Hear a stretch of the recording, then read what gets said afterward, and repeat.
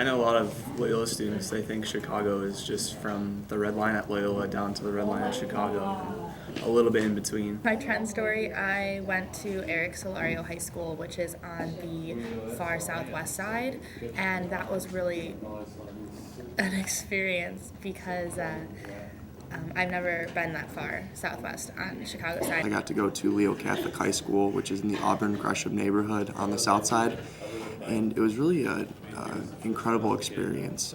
I've never seen a school quite like that. It was 97% black. It had a very different feel to it, but the kids there were all extremely motivated. They were very well mannered, and everyone that I met came up to me, looked me in the eye, shook my hand.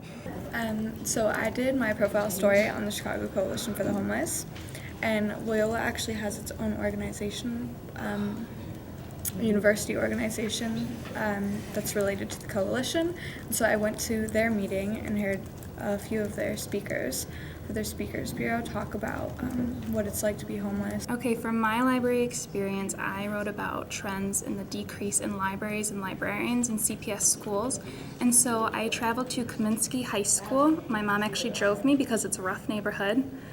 There's security at the desk, so I went into security, got approved, went into the library. So this semester in advanced reporting, I feel like it was definitely a different experience than most of my other journalism classes because it was extremely stressful, and throughout the process it was really a lot of emphasis on meeting deadlines, creating your own stories, and chasing down leads and sources, going to neighborhoods, and getting in places where you're not necessarily always welcome. You need to get permits, schools, things like that. So it was definitely a high stress experience, but it was also enriching, made me a better reporter, writer, and editor.